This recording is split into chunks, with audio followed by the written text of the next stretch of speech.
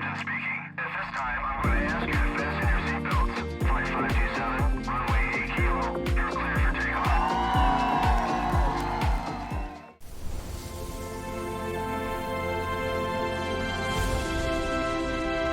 God works in mysteries. Where? Well, I guess we want to kind of get people to know who you are. Okay. Tell us a little bit about your early life as an artist, and long before you were in Austin, somewhere else in the world. What were you doing? My uncle Bill was an artist and in New York, and he introduced me to painting when I was 5 years old.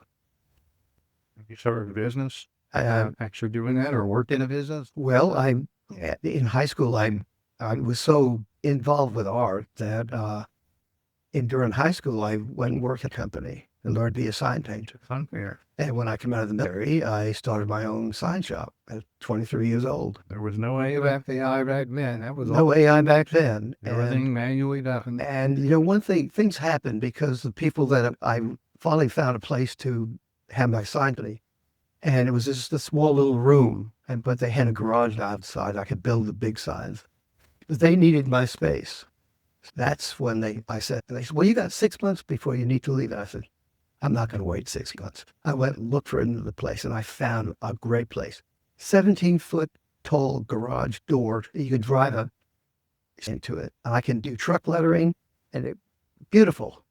And that's where I started my. You've been entrepreneurial. Oh, I've got a picture of that sign company on my bureau. So you're already thinking to be in business. I'm going to be in business. Nobody else. And I did that for 9 years. Got married, beautiful home on Long Island, and Oh, that was where you were. You were in Long I was Island. on Long Island. Yeah. Wow. And those were the days when there was no digital, wasn't No, there? not at No all. digital at all. No, nothing. So you've seen everything change. Absolutely. Yeah. Absolutely. And you still embrace all of the arts. All And of the I think that you've even done some sculpting. Yeah, I've got some sculpting. There's a piece over there. Yes. One down here, and I've got pictures on the refrigerator. We'll put them on a video there. Sure. So what ended up happening and that you moved to Austin? Well, my first wife had gone to Baylor University, and her parents retired in Austin. And I visited Austin. I said, this is a place I want to go and live, because I was either going to Florida where my parents lived, or I was going to move to Austin, Texas, which is what I did. I had to sell everything, and Oh, yeah. I sold both my sign companies to the same guy that bought my first sign company. He bought the second one, and I sold within a month. And I moved to Texas and moved out to Westlake Hills. And that's how you kind of ended up being able to meet Bill. well, later on, yes. So Later on. quite a bit later, Quite a bit. because we're talking 1975. Yeah, You moved to- 1970. I guess Austin is a little bit different now Right. than when you first came. Right. And my first marriage didn't last, unfortunately, but my second marriage lasted 17 years. Uh-huh. And I had a daughter. In 1995, I thought, well, I was in a family business, promotional products advertising at the time. And so I sold my shares to them, and had no covenant not to compete, so started my own promotional products back in And that's 95. Walter Allan. Allan Studios, right? Wow. I call it studios because I do art and other things. Sure. So you reinvented yourself from an artist into promotional products. Yes. And then from there, you end up having to recreate another promotional products business because you end up selling out on the first one. Yes. You sold right to your third business. Right. So you're moving quite along as a man that Moving likes to along. reinvent himself. So then now we bring you kind of Okay. today, and you now met Bill, and where did you guys meet? At church. We met at church. We're in the same Sunday school class together. And I'm always talking about AI, and everybody kind of cringes a little bit. And I want it. And he was like, I want to know more about it. Yeah. Tell me more. I want to know. I'm for all this stuff. yeah. And we decided to go together Yes. about once a week for a while. And we weren't really looking at doing anything with AI. We were just kind of Yeah. buds hanging out and having some breakfast. And then one day it's like, hey, I want to know more about AI. Yeah, have you ever thought about using AI to assist you in any way? Yeah.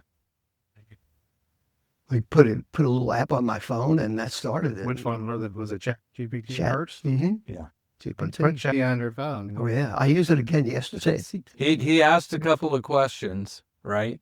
So this is the thing that people don't understand. There's a lot of people who can benefit from Oh AI. yes, absolutely. So Walter is a person who has vast artistic background, and he's very capable in that artistic background, but he had never explored using AI. Never, thought about it probably, but executed on it. And so we were sitting across from each other. And I said, well, have you ever tried it? And it's like, well, no. And it's like, how do I do it? And so I moved my chair over, sat next to you. We pulled your phone out. We signed up for Chatty. Mm-hmm. You got an email. You verified the email, the account. And I haven't heard hardly no hide nor hair of you ever since. You've been completely engaged in using AI, Mm-hmm. not as the primary artistic element, but as an enablement to it. Oh yeah.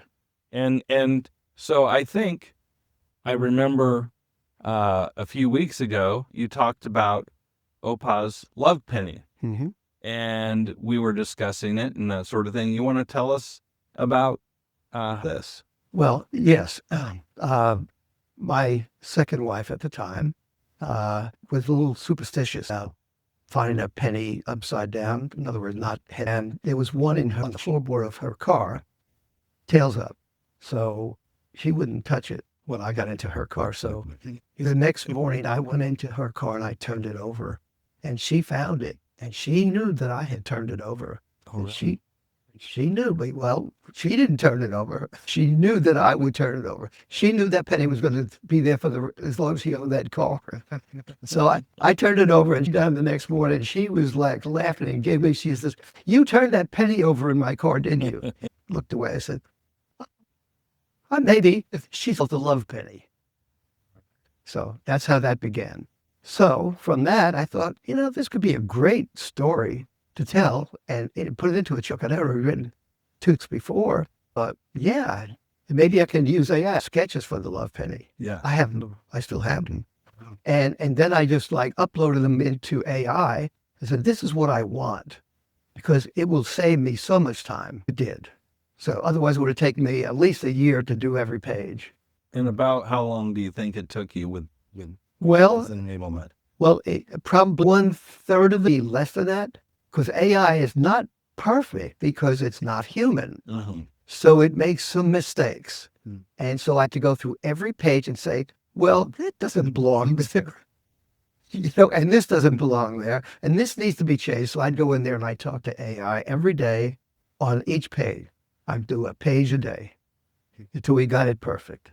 And then once I had it perfect, I sent it to publishing. Yeah, and you're an accomplished artist using Illustrator. Oh, yeah. But you're able to go around and Oh. do whatever you want. As you a little bit of have artwork at all, you can go around and complete your chat. Yeah, a lot of the illustrations are very similar to head sketch. I call them thumbnail sketches. Yeah. Because I didn't have to do the whole thing, so it wasn't necessary. Illustrator is not for the faint of heart. I mean, people that know how to use Illustrator, that's an accomplishment in it. What are you talking about, Adobe Illustrator? Yeah. Yeah. Oh, yeah. Oh, yeah. Just the fact that you can use that software Yeah. is pretty. I'm still learning. I just learned something last week about it, so Wow. it was really good. Yeah. Crazy. So this is up on Amazon, so they can buy it. Amazon and Barnes & Noble. Barnes & Noble as well. That's right. Mhm. Yeah. Yeah. So if you're interested in children's book, and now you know the background story from it, so you might want to get a copy. So I just have to tell you, as soon as you told everybody in our Sunday school class that you had built this book, my wife and I went out and I said, we have to get that book that he created. And so we bought 3 copies, sent them to our grandkids, and everybody loves it. Okay, there's awesome. This was not created with AI. This is one you made. That's when I did all on my own. So this is another book he has out there called Copa's Treasure Chest. Right. The story in that is it's a metaphor on life's choices. Yeah. So, and my mom always told me, she says, don't let anybody stop you from doing it and accomplishing anything you want to accomplish. Into your mind and take out, well, treasure chest. She didn't call that. But reach into your treasure chest. Take out whatever you want. If you want to learn to play the piano, if you don't want to play it, play anything, guitar, whatever. You want to be an artist? Be an artist. Yeah. And over, and whatever you want to accomplish in life is there for the taking. Yeah. Yeah. We talked last time when we were at breakfast and we had a lot of things in common, like you were in scouting, you like music, you play guitar, you play piano, all Yes. that too. You're an artist. You actually did a lot of the construction type of projects to your work. Told us about that home that you. Well, It's basically an art center. yes. My dear friend who passed away several years ago was an architect, and he knew because I was an entrepreneur type guy. He and I had already worked for the state. So he says, let's go build some houses. And I says, okay, we can go build houses. So we built 4 houses. Together. But I built. And This this is- is a picture of his house. He Right. has it on a He- coffee cup. He taught me how to be an architect, even though I'm not licensed. Sure. And I didn't build other people's homes. I built my own. Yeah. And this is one I actually designed myself and built myself without anybody else's help. So, And the person who ended up buying this home he came in and looked at it and they wanted they wanted everything. everything in it, including the grand Everything. piano, everything. You bought everything as in. Right. I have that on my computer. I can show you photos done so you can see what this place looked like. So you have, like, I have an 1,100 square foot shop at my home in Sacramento. I'm in Austin right now, but I live in Sacramento also. I've got a home there. But we talked to the county and said, oh, yeah, you had a big studio. Yeah, it was huge. Huge studio. How big was that? Feet by 30 feet, around there. Wow. Okay. 600 square. Had skylights for lighting, had windows on one side, sliding glass doors. And in now the back. you've downsized a little bit appropriately.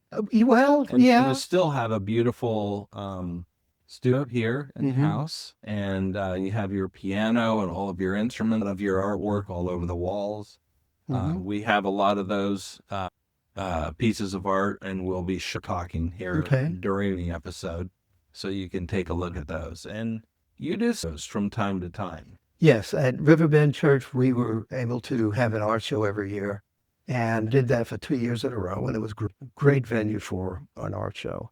But this past year, they changed the venue to be downtown Austin. And because it's downtown and not convenient for me, and it's for me to cart some of my paintings down there, and I didn't trust it being Yeah. at the time. So Riverbend Church, they closed it up as secure. Yeah. I felt better about that. Yeah. So I'm going to have Riverbend people come out here sometime this spring. I told Farrell, some of the other people, and let them come and see my art. Maybe a Sunday afternoon. Day after church. You Yeah. must have about 40 pieces of art hanging on the wall. Oh, at least. Well, I've already talked to them, and she got excited. She says, "Just let us know when." Yeah. So I'm in the process of designing the pamphlets that I'm going to put out and give to everyone, and the date will have it, and time, and I assure you, even though Riverbend Church is a very large church, it has some famous people you might know, like Matthew McConaughey. And he actually speaks. There's an appreciation for the arts, and we Mhm. even have an art center where people can display their arts, and they rotate them in as part of the regular service. And after the service, you can walk through, see all the art. And yes, sort of the painting that's on the easel right now, they want me to bring that in and put it in there, but I want to get a frame for it. That's what I'm going to be doing. Oh, nice. Yeah. Yeah, so it's a nice venue for artists. Oh, to yes, come in, absolutely. and there's a lot of artists in the community who attend our church. Yeah. Yeah. So there's another part of your story that you shared with us. You shared would go first, and then you told me the story where you actually had a death experience where you actually died. Yes. And tell us about that. Yeah, I can talk about it now. I mean, easily. I was playing, and I wasn't really going to be playing that day. I had no intention of going to Thursday, July 18th last year. And I thought, I got finished with my work and everything. I'm just going to go out there because I enjoy the venue and the people. They're really fun people to play with. So I went there, and during break time, I went to the water cooler to get some And I literally passed out. And that was all I remembered. And I remember someone putting me in a chair. I could see them putting me in the chair, the odd part. I could actually see them putting me in the chair. And then I remember falling out of the chair. And that was the second time. Fortunately, there was a guy named Jeffrey Rabick, who was a retired ER nurse, now in construction, Happened to be there. happened to be there. And of all there, was the only one on me.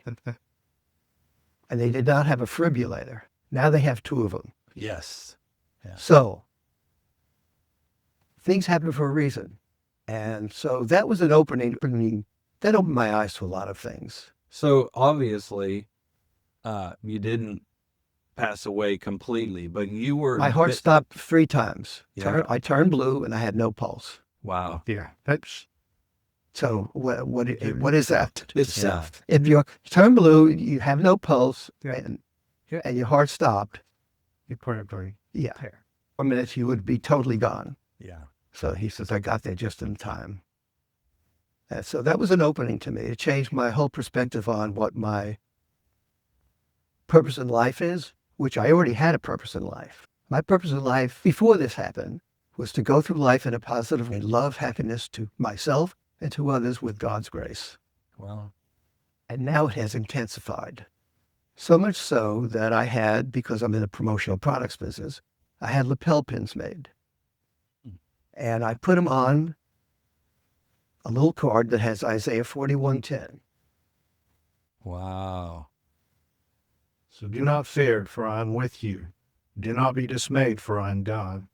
I will strengthen you and help you with my righteousness right hand. 41 there. That's yours to keep. Wow. Right now. So I give them away. I carry a few of those with me every day, wherever I go. And if I see someone that is, everybody has problems. If I pick up on someone's discomfort or someone is having some trouble concentrating, I'll ask them during break time, what's going on, and if they tell me what's happening, well, my wife just left me, I had to move out of the house with this and the other thing. I'd give one of those. Mm-hmm. Yeah. He said, and the guy cried. He just literally cried. So As Christians, coincidences are usually coincidences. there are no coincidences. We talked about that at We, church yesterday. we know it's kind of ordained of God that things happen, like even when you die for a moment there, whatever period of time. I think the thing is, your brain can only go like 8 minutes without oxygen before that's it. You're done. So fortunately, somebody was right there. 8 minutes is not that long for somebody to get on the phone, call an ambulance, and get somebody there that could do your. You probably wouldn't have made. No. So the fact that that is something we can say that's God ordained to have that happen for you. So now you've had kind of a new chapter in your life because of that, and it made you appreciate things differently. Yes, absolutely. You now want to do things like give this little, testimony away to someone who needs to be under God. Without bringing attention to myself. Exactly. Yeah. Which makes it somewhat difficult talking to you guys because it's bringing attention to myself, and that's not the intent for me. We want to get the story out. I What know. was our invitation to you? Because we really feel like people today, especially as AI is taking hold, and some people are afraid of it, and figuring out how to embrace it. And for instance, you are what we call a self-actualized person. You are operating in transcendence, Maslow's hierarchy of needs, right? You are definitely you are not at the end, you are in the middle of life, but you've achieved longevity. 84 years old, you've achieved longevity, but in longevity, you are still transcending and self-actualizing and have a very full life because you can do things so much faster and easier, and the breadth of things that you can do, AI just makes things a lot easier for us to accomplish the same sort of things, but in a compressed time frame and a much more digital manner. perhaps. Like yesterday, my car is up now since January 19th, and I have put a warranty on it. However, they couldn't diagnose the problem with the engine at all. So I went to AI yesterday, and I fed all the information about what the auto mechanic was telling me about all the different problems that had to be fixed, et cetera, et cetera, et cetera. And I put it into AI, and I said, what's the diagnosis? And it came back, and I printed it out. It told me, you have a crack in your engine block. And every time it heats up, the small cracks open up. And that's why fluid is getting into your engine. So They've pretty much replaced your head gasket, they replaced valve covers, spark replaced plugs. everything. Yes, radiator. And so these diagnoses, Right. and then they took your car for a few weeks here, a few weeks there to get these things done. And then now that they've replaced pretty much everything, The engine. the engine block. Yeah. Yeah. So they're going to replace the block. They are. Yeah. You They're gonna replace quickly that. went into AI, and you just knew that was the way to go. Well, and when I talk with them on the phone, and I'm nice to them. This poor guy that was the service manager, he was so besides himself because he was frustrated that the mechanics weren't finding what he wanted. And I told him, I said, don't worry about it. Just take your time, do your job, and just keep me posted because I have to rent the car, which I still have. Right. And he said, well, we're going to take care of that from this day forward. That was Friday. He says, we'll pay for any rental expenses from this day. That's very nice. Well, yeah, of course. And I never got upset with him. Well, I don't get upset with anybody anyway. So we've talked about your skill sets and things you've learned over the years and reinvented yourself a few times, and added many, many skills to your life, which is kind of on the path of being a Renaissance man. I mean, we know none of us are Renaissance men. We could be on the path to be one as much as we can. We may not speak 6 different languages and all these kinds of things. I only speak 3. You think that? Yeah, So- so language you can do because if I knew they have an R. So with that, I've noticed in some of your paintings, there's water, Yes. and you have one of your best friend dog, and got his paws in the water. It's my dog. That's your dog. That's my Yeah. dog. And then there's a little girl, and her feet are in the water. Uh-huh. And you were explaining to me how difficult it is to actually paint those reflections where a person is in the water like that. Right. Painting can be a challenge if on like painting feet in water. So when the feet transcend down to in the water covers part of it. So how do you make that happen? So making that transcending translucent difference is a challenge for any artist.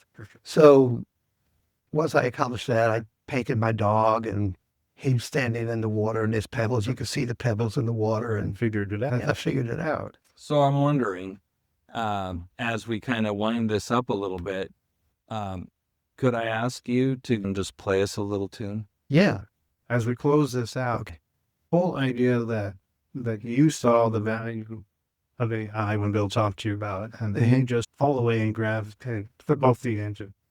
Now, China, the people in China have a 90% on. They want me on. They see it's me, life better. Here in the United States, what do you think that percentage is? Probably at 10% maybe. Yes, 30. third. Hey, we're moving up. So you're top of the group, right? Because they just are early adopters, and we're early adopters for everything. We laugh about it because we buy the latest technology at the highest price and sell it for nothing because by the time everywhere else gets in, it's become so cheap. It's absolutely do it away. As long as we buy high, sell low. That's my motto of life.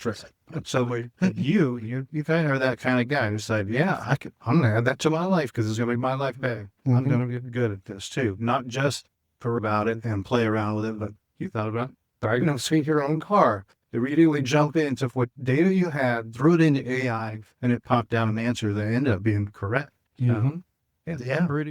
So what do you got to say about the other people about AI and their adoption, especially young people? What do you say to that? AI for me stands for always invent. Invent yourself. Yep. And have courage. Take a little bit of effort, right? Just jump in and try to give it A little bit of effort. I mean, what have you got to lose? You have so much to gain. Yeah. Well, thank you so much for sharing time with us. Yeah, thanks, Bill, for introducing me to Walter. Yeah, and thanks, Walter, for agreeing to be kind of under the microscope here. Appreciate that. I'm used to it. I mean, I've done 2 auditions last month, so Wow. Yeah. Excellent. Excellent. Well, let's transition into a little okay. piano music.